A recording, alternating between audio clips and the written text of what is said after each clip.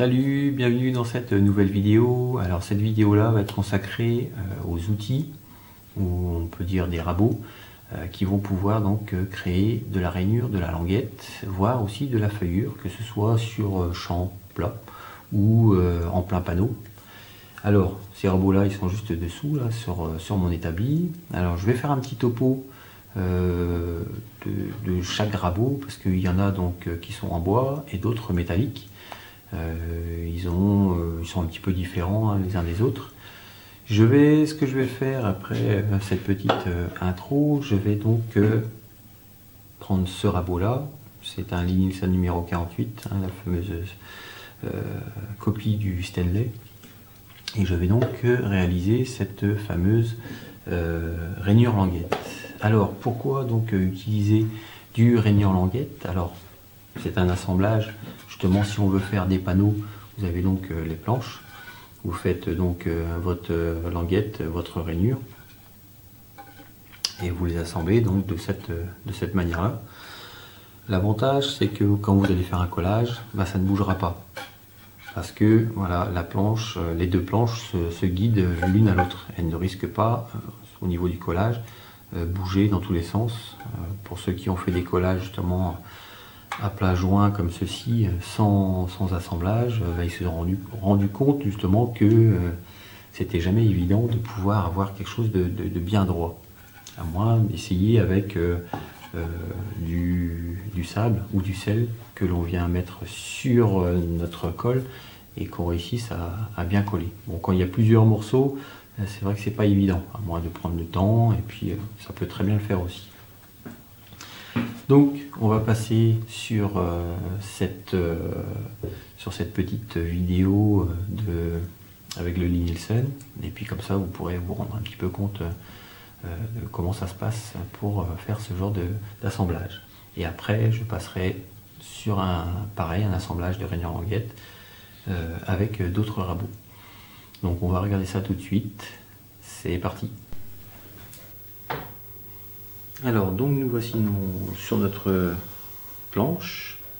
Je regarde ici, je vois que je ne suis pas tout à fait d'équerre, donc je vais reprendre un tout petit peu le travail.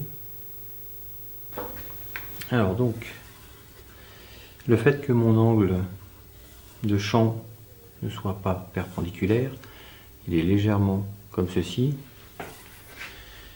donc ça veut dire que là nous sommes plus haut qu'ici. Je vais prendre mon rabot, je vais venir de cette façon, donc enlever une partie ici, tout simplement. Donc je vais rabaisser toute cette partie là.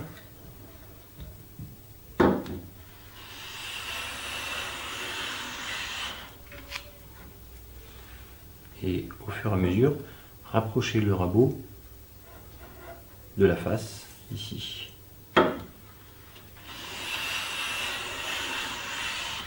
Donc pour l'instant, je sors un copeau qui n'est pas de la largeur de notre planche.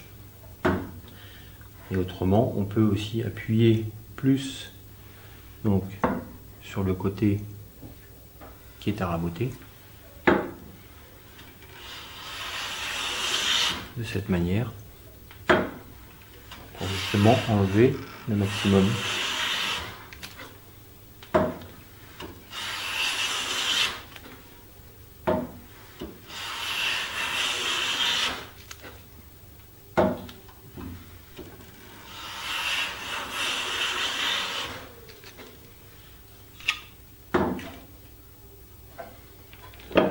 Là, je reprends. Et voilà, c'est pas mal.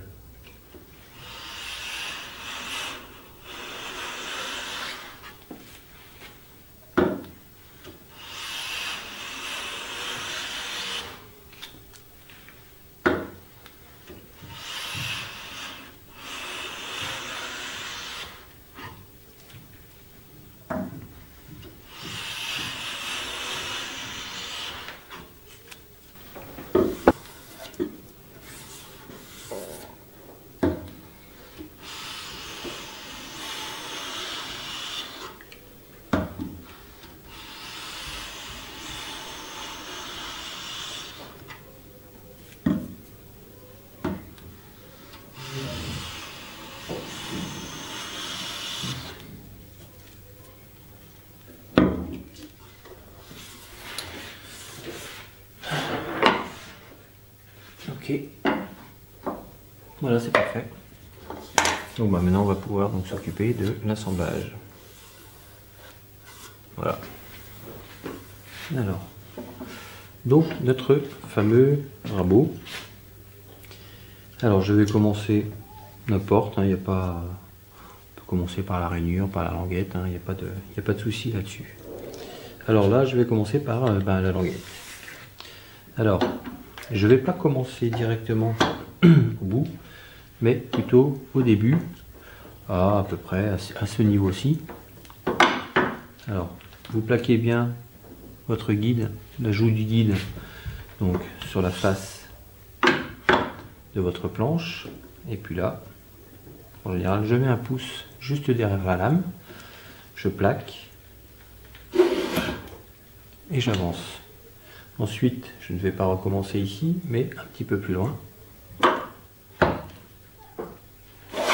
comme ceci. Même chose.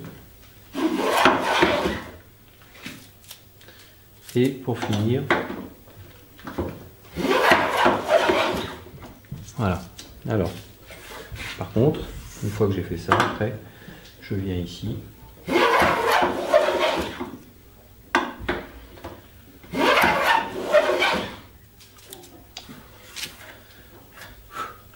Donc je plaque toujours bien comme il faut le guide.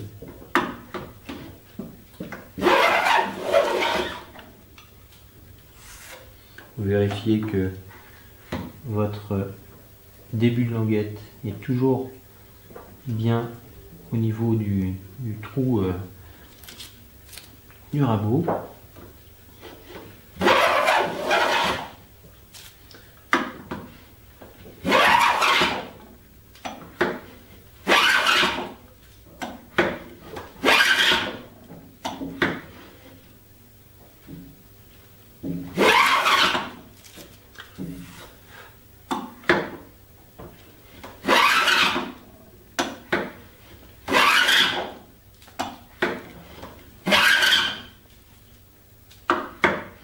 Votre main droite qui tient donc la poignée de derrière, elle est juste là pour simplement pousser, et la main gauche, elle, est là pour guider tout simplement le rabot.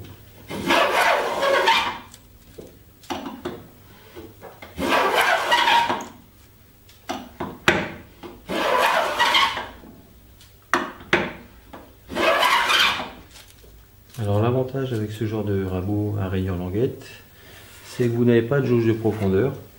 C'est simplement ici, au niveau donc de la semelle, on peut donc voir ici, qui va justement faire votre jauge de profondeur.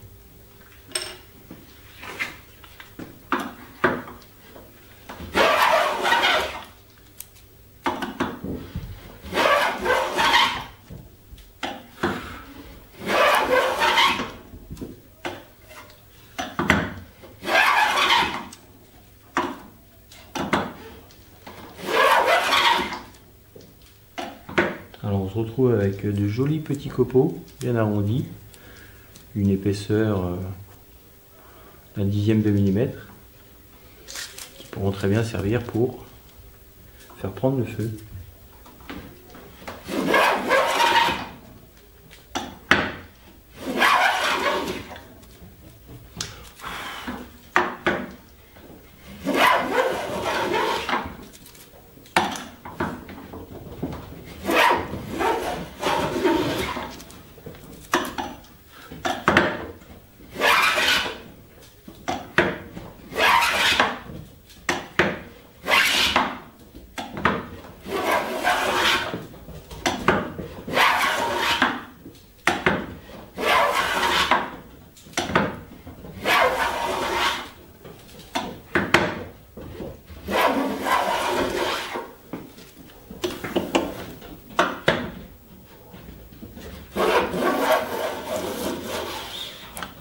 Donc là on arrive sur la fin.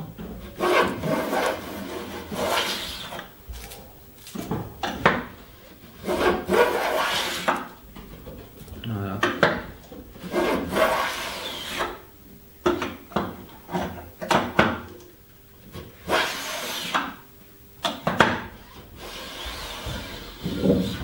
Et voilà. Voilà pour la fameuse languette. Donc maintenant on va passer sur la rainure. Alors, pour la fameuse rainure, comme je vous expliquais tout à l'heure, on tire le petit bitonio qui est ici. On change de sens à notre guide. Et on va pouvoir passer sur notre fameuse rainure. Alors, pareil, de cette manière.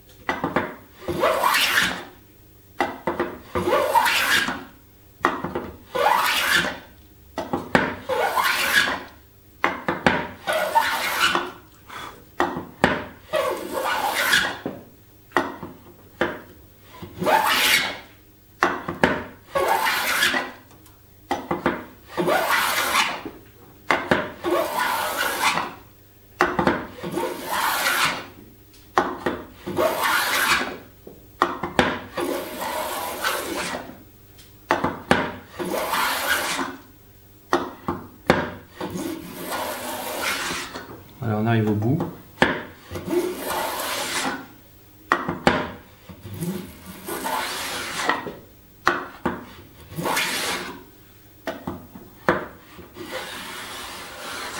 Donc voilà, comme je vous disais, ici, la partie de la semelle vient donc toucher la fin ici. Donc notre jauge fait son travail. Voilà. Donc maintenant on va pouvoir prendre nos deux planches.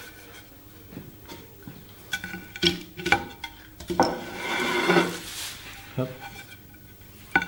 Voir ce que ça donne. Et voilà.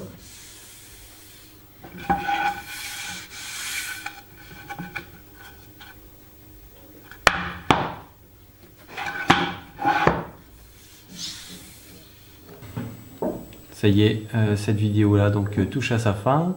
Alors j'espère que vous avez apprécié les explications ainsi que le cadrage. J'espère que je ne me suis pas trop gaufré là-dedans. Donc maintenant ce que je ferai, c'est que je vais passer sur, par contre il faudra attendre la semaine prochaine, pour voir la réalisation du rainure languette avec les fameux Stanley numéro 45. Allez, je vous dis à la semaine prochaine. Kenavo.